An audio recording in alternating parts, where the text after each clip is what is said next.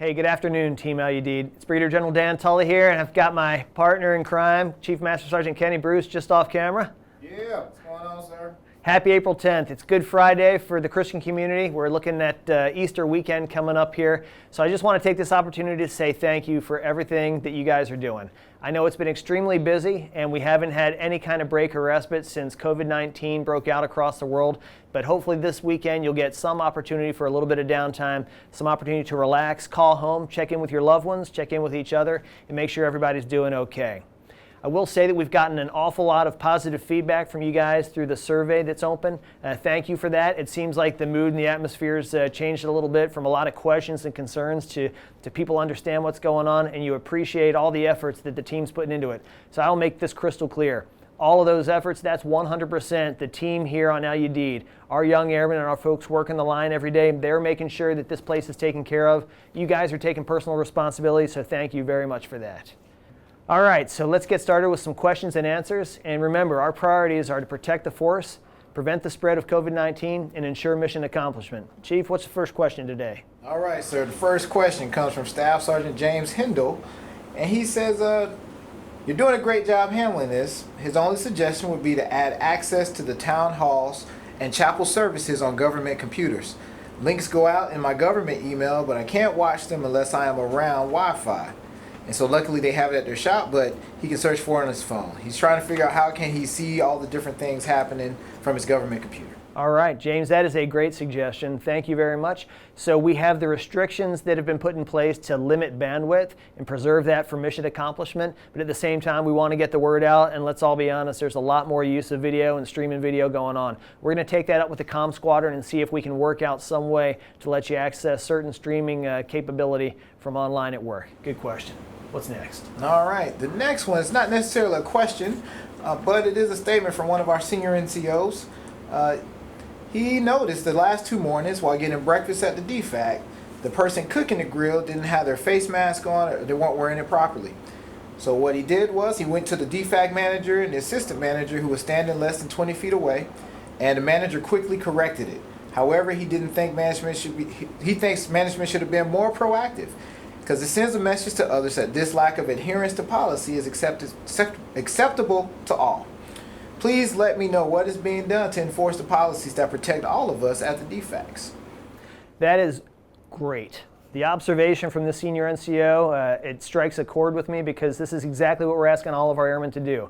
We're in this together. It's a team effort. This Master Sergeant did exactly the right thing. He let the DFAC facility manager know that there was an issue. He corrected it on the spot, went to the limit of his authority there. But you know, I will say that's not even the limit of your authority.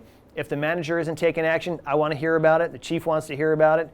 And if nobody else is around, and even if the DFAC manager is not taking action, I expect you to take personal responsibility. Go correct the individual yourself, and if you run into issues, you let me know about it, all right? All I ask is that you be professional, use the heart of a teacher when you're correcting somebody, and let's make sure we keep each other safe in this environment.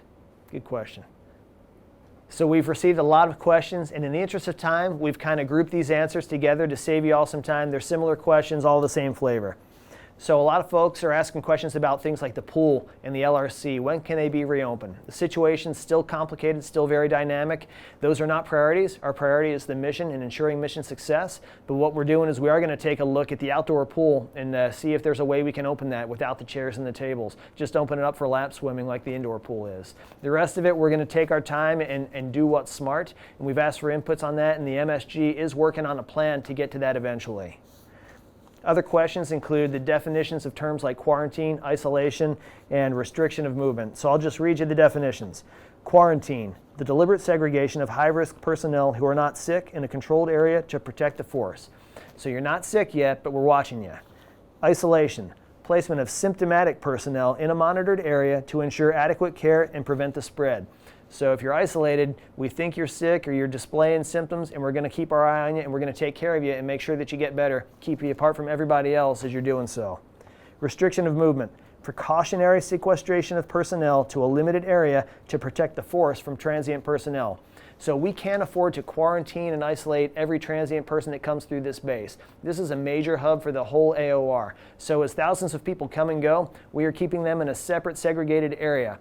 At whatever point they show symptoms or something like that, we will take them, take care of them, and if necessary, we'll quarantine or isolate them. All right.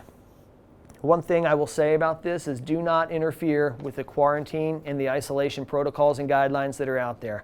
Folks are under military orders to abide by the guidance we give them, and that is for everyone's safety. We want to keep the mission population of this base separate from the quarantine population and certainly separate from the isolated population. We've received a lot of questions about masks, so what I will tell you is masks don't negate the AFCENT directive to cease non-essential gatherings. Just because you're wearing a mask doesn't mean you can go hang out together and sit within 6 feet of each other. Furthermore, what's most important is the distance. This virus cannot cross 6 feet unless you help it. So keep your 6 feet of distance. If you're inside of 6 feet, you have to have a mask on, and it's got to cover both your nose and your mouth at the same time. So part of the benefit of this feedback mechanism we've got going is all of your feedback has led to a reopening of the salad bars. So I know that our vegan friends will be extremely happy with this, but the salad bars are open back in business, and if there's issues with that, please keep the feedback coming. We'll try and refine that. So there have been some questions on tobacco use, people wearing masks. Does that change anything? Nothing's changed. We have designated tobacco areas. They remain the same. People are still welcome to use those, and that's as simple as it gets. So we did receive one question from a Captain Ball over at the Air Operations Center.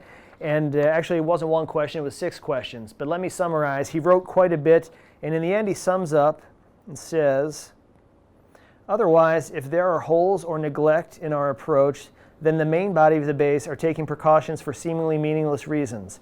I believe a majority of us would rather be all in than one foot in the door and the other out. So that's an interesting perspective, right?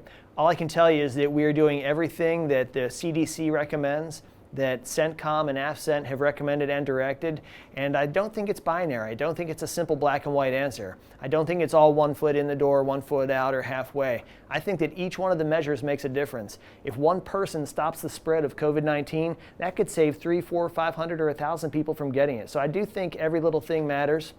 Our approach has been a tiered approach in line with the guidance, and I think it's working so far. So I appreciate the concern, and any suggestions you've got to help make this better or to improve things, we are all ears. Thanks very much. Appreciate it. Thanks for bringing this feedback forward, and thanks to so many of you for talking to your chain of command. The fastest answer always comes directly from your supervisor or your squadron or unit commander, and I know those folks from our previous meeting with them are answering a ton of questions. So please keep that up. That does a whole bunch of good things. That keeps you guys plugged into your supervisors and your squadron commanders, lets them know what your concerns are, and it helps you get answers faster than we could ever get them to you. So thanks very much.